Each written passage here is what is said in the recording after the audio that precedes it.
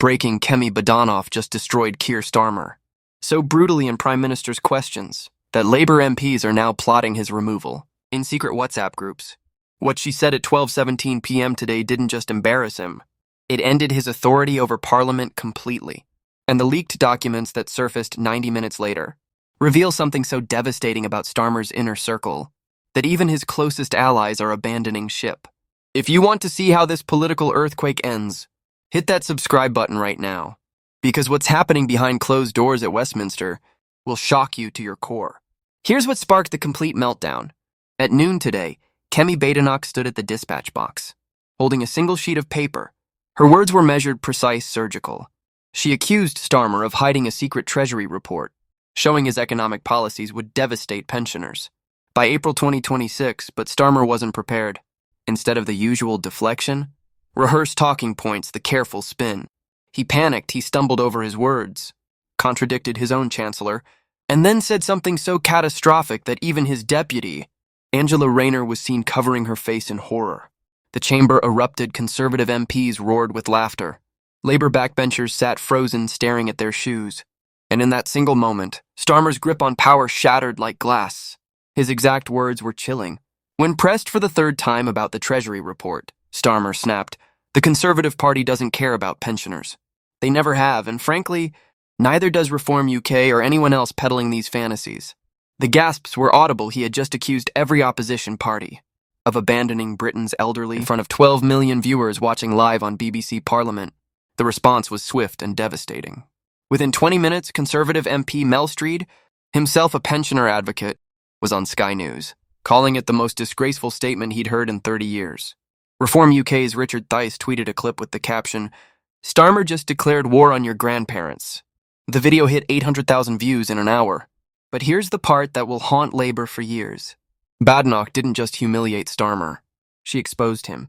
She revealed that 3 senior Labour MPs had privately warned Starmer. The Treasury report was political dynamite. He ignored them. He buried it. And now the cover-up was worse than the crime. But wait, because there's another layer to this that makes it even more explosive. Sources inside the Treasury are now confirming that the report Badenoch referenced wasn't just buried. It was actively doctored. Civil servants who worked on the original document told the Daily Telegraph that key sections warning about pensioner poverty were removed before it reached Starmer's desk. One senior Treasury official, speaking on condition of anonymity, revealed that the original report predicted 340,000 additional pensioners would fall below the poverty line by 2026. That number was deleted. Another section, detailing how the winter fuel payment cuts would directly cause excess deaths among the elderly, was completely stripped out. The doctored version that Starmer saw made everything look manageable, even positive, but the truth was catastrophic. And now that truth is coming out, multiple copies of the original report exist. 3 civil servants have reportedly retained them as insurance against being scapegoated. One copy has already been leaked to the Institute for Fiscal Studies, which confirmed its authenticity this afternoon. When asked about the discrepancies between versions, a Treasury spokesperson offered only no comment. That silence tells you everything. This isn't just a political embarrassment anymore. It's a potential criminal cover-up involving the falsification of official government documents. Meanwhile, British pensioners, who built this country with their bare hands, are facing the cruelest winter in a generation. Margaret Davies, a 71-year-old former NHS nurse from Cardiff, was interviewed outside her council flat this afternoon. She hasn't turned her heating on since October. She eats 1 meal a day to afford her medications. Her pension hasn't kept pace with inflation in 3 years. "I gave 40 years to the NHS," she said, tears streaming down her weathered face. "And now my own government tells me I don't matter." That clip is going viral right now. It's been shared 1.2 million times across Facebook alone. But Margaret isn't alone in Plymouth. 6 to 8-year-old veteran James Patterson told ITV News he's choosing between heating and eating every single day. He served in Northern Ireland, risked his life for Britain, and now survives on $890 a month. His rent alone is $650. "I fought for this country," he said, his voice breaking, "and now it's abandoned me." In Manchester Age, UK reported a 67% increase in emergency calls from pensioners suffering from hypothermia-related symptoms. Food banks across Britain report elderly people are their fastest-growing demographic. These aren't statistics. These are our parents, our grandparents, the generation that survived rationing. rebuilt Britain after the war and paid into the system for 50 years, expecting dignity in return, while Margaret shivers in her flat and James chooses between heating and eating. Labour ministers enjoy taxpayer-funded expenses that would make your blood boil. We're talking $4,000 dinners in Mayfair restaurants, first-class train tickets when standard class exists, chauffeur-driven cars for trips they could walk. Just last week, Foreign Secretary David Lammy claimed $3,200 for a single overnight stay in New York. Deputy Prime Minister Angela Rayner has claimed over $68,000 in expenses in the last 6 months alone, including $400 for a photographer at a party conference event. Transport Secretary Louise Hay used government cars for 47 trips that were under 2 miles. Journeys any healthy adult could walk in 20 minutes. The contrast is so brutal, so obscene that even traditional labor strongholds in the North are turning against Starmer. Union leaders who once backed him are now demanding he resign.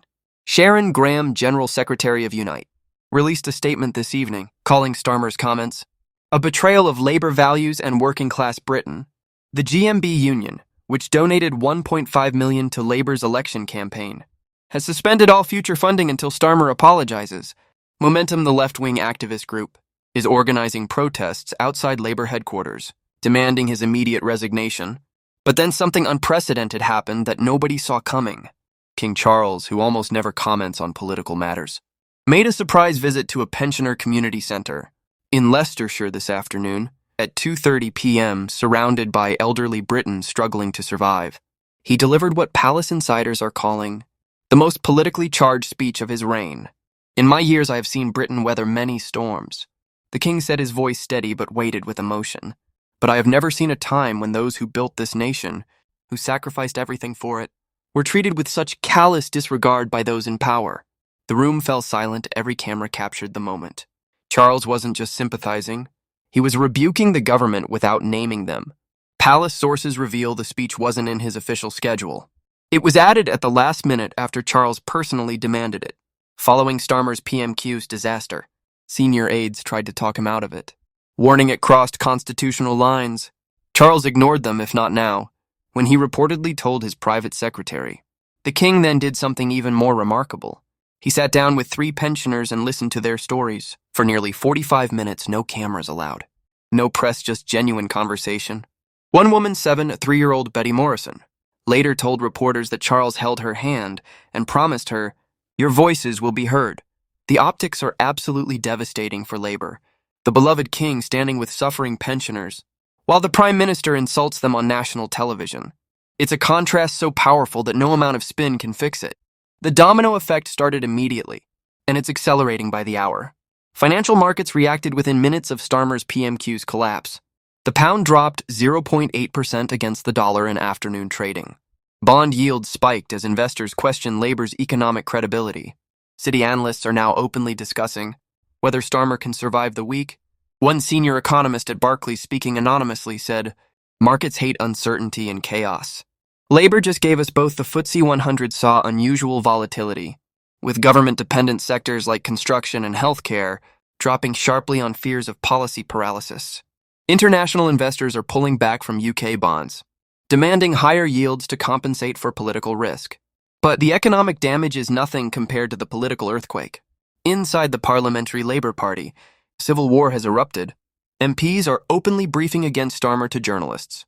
One backbencher told The Telegraph, "He's lost the room, he's lost the country, and now he's lost his mind." Another Labour MP, speaking to Sky News on condition of anonymity, said, "The Parliamentary Labour Party meeting tomorrow will be a bloodbath. If he survives the week, I'll be shocked." The 11922 committee equivalent for Labour, the Parliamentary Labour Party meeting, has been called for an emergency session tomorrow morning at 9 a.m. sharp. Whips are scrambling to contain the rebellion, but it's spreading faster than they can control. At least 40 MPs have already signed a letter demanding Starmer's resignation. According to sources who've seen the document, the threshold for triggering a formal leadership challenge is 20% of Labour MPs, which is 35 people. They're already past that number, and more signatures are being gathered tonight. Veteran Labour MP Rosie Winterton was overheard in the Westminster tea room saying, "I didn't join this party to attack pensioners." 3 junior ministers have already resigned. Their letters carefully coordinated for maximum impact. Released at 4 p.m., 5 p.m., and 6 p.m. for maximum news cycle coverage. All cite the same reason: Starmer's moral failure on elderly care. Social media tells the brutal truth. Hashtag Starmer out has been trending #1 in the UK for 6 straight hours. Over 40,000 posts per hour demanding his resignation. Facebook groups with names like Pensioners Against Labour gained 200,000 members today alone. On TikTok, younger voters are creating devastating memes, comparing Starmer to historical villains, with one video showing him morphing into Scrooge from A Christmas Carol, getting 3.4 million views. Even traditionally pro-Labour celebrities are turning. Actor James Norton posted, "Attacking pensioners. This isn't the Labour I grew up supporting." Protests have already gathered outside Downing Street, not hundreds, thousands. Many of them elderly Britons holding signs reading, "We built Britain, you abandoned us," and Starmer. Resign. Now police estimate the crowd at over 5,000 people. Organizers say they'll stay until Starmer either apologizes or resigns. Some protesters have set up tents prepared for a long siege. One 76-year-old woman told BBC News, "I haven't protested since the 1980 seconds. But this is too important." He has to go inside number 10. The atmosphere is pure chaos. Ministers are having shouting matches in corridors, usually reserved for polite disagreement. Chancellor Rachel Rees allegedly stormed out of a meeting this afternoon. After Starmer blamed her for the Treasury report leak, she was seen leaving through a side entrance. Refusing to answer reporters' questions. Her silence is deafening. Deputy Prime Minister Angela Rayner is working the phones non-stop, calling MPs one by one, trying to shore up support. But insiders say she's not defending Starmer anymore. She's positioning herself as the unity candidate, who can heal the party after he's gone. Shadow cabinet members are plotting in real time. WhatsApp groups with names like post-storm planning, and the adults in the room are buzzing with messages about leadership rules, nomination thresholds, and succession timing. One leaked screenshot shows a senior MP writing, "We give him 72 hours max. If he's still here Friday, we move." Another message in the same group reads, "Raina's ready, Cooper's ready."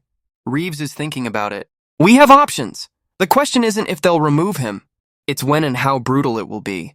Sources inside number 10 describe Starmer as isolated, defensive, and increasingly detached from reality. One aide who attended this afternoon's crisis meeting said, "He looked like a man who knows it's over, but refuses to accept it." His closest advisors are reportedly begging him to apologize, to walk back the pensioner comments to show humility. He's refusing. "I won't apologize for telling the truth." He allegedly told his chief of staff the truth, as if insulting millions of elderly voters is truth-telling, rather than political suicide. But here's the revelation that could trigger his final collapse. Leaked documents obtained by The Times show that Starmer's team knew about the Treasury report's findings. 6 weeks ago, they had detailed projections, showing pensioner poverty would increase 23% under Labour's current budget plans. They discussed it in multiple strategy meetings held on October 3rd, October 10th, and October 24th. Minutes from those meetings, now circulating among journalists, show advisors explicitly warning Starmer that burying this report could become a bigger scandal than the findings. Themselves, he ignored them, and they made a conscious decision to suppress it until after local elections in May, if these documents are real, and multiple sources are confirming their authenticity. Then Starmer didn't just insult pensioners. He deliberately hid information that could have helped them. Think about what that means. While Margaret Davies in Cardiff skipped meals and turned off her heating, while James Patterson in Plymouth chose between warmth and food, Starmer's team sat on data that proved his policies were making things worse. They chose elections over ethics, political survival over moral responsibility. They calculated that hiding the truth was worth the risk. The optics of that would be absolutely catastrophic. It transforms a gaffe into a cover-up, a bad moment into a scandal that could bring down the government. Former Labour Home Secretary David Blunkett called it the most shameful episode in modern Labour history. Even Tony Blair's former Director of Communications, Alistair Campbell, tweeted, "This is indefensible. Someone has to take responsibility." Meanwhile, Kemi Badenoch is capitalizing on this chaos with brilliant precision. While Starmer implodes, she's crisscrossing Britain, meeting with pensioner groups, visiting community centres, holding town halls in Labour strongholds. This afternoon in Newcastle, traditionally rock-solid Labour territory, she gave a speech that brought the crowd to their feet. "Labour has forgotten who built this country," she declared, "but we never will and we never have. No complicated policy wonkery, no insider Westminster jargon. Just simple, powerful, patriotic messaging that resonates with older voters who feel betrayed." She's announced a conservative pledge, to reverse all winter fuel payment cuts, guarantee pension increases above inflation, and launch a royal commission on elderly care. It's bold, it's expensive, and it's working. The polls tell the story, and it's devastating for Labour. An emergency YouGov survey conducted this afternoon shows the Conservatives surging to 38%, their highest rating in 18 months. Labour has collapsed to 31%, down 7 points in one day among voters over 65. The demographic that actually turns out in elections. The Tories lead by 24 points. For the first time since the last election, Badenoch is the preferred Prime Minister over Stoner. 44% to 36%, those numbers aren't just bad. They're extinction level. In Labour held marginal seats across the Midlands and North. The swing is even more dramatic. Internal Conservative polling, leaked to The Spectator, shows Labour could lose 40 seats if an election were held tomorrow. Constituencies like Bury North, Gedling and Crewe and Nantwich, that Labour won by comfortable margins are now toss UPS. Badenoch isn't just winning the argument. She's winning the country. The next 72 hours are absolutely critical.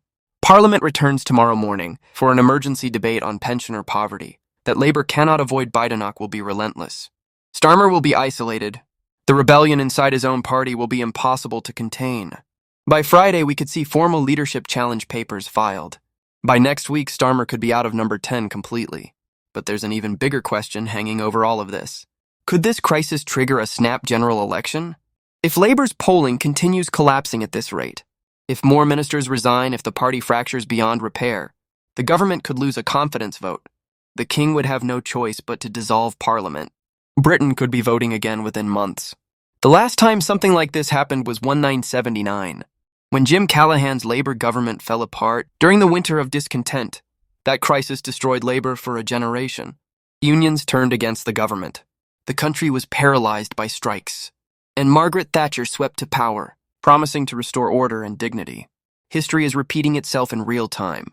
At its epicenter stands Keir Starmer, who looks increasingly isolated, increasingly desperate, and increasingly finished. The man who promised steady leadership has delivered chaos. The man who pledged to unite Britain has divided it. And the man who claimed to represent working people just insulted the elderly voters, who built the country he now leads. So here's the question that matters. Did Starmer just commit career suicide in those 12 minutes at Prime Minister's questions? Or can he somehow survive the firestorm he created? And could Kemi Badenoch ride this wave all the way to Downing Street? What do you think? Did Starmer cross a line he can never uncross? Or is this just Westminster drama that will blow over? Drop your thoughts in the comments below. We read every single one. And if this story shocked you as much as it shocked us, share it with everyone who needs to see what's really happening in British politics. Right now, the mainstream media will spin this as a simple gaffe, but we're showing you the full truth. Subscribe right now, because tomorrow's emergency parliamentary session could be the final nail in Starmer's coffin, and we'll be here breaking it down minute by minute. This constitutional crisis is far from over. The next chapter could change Britain forever.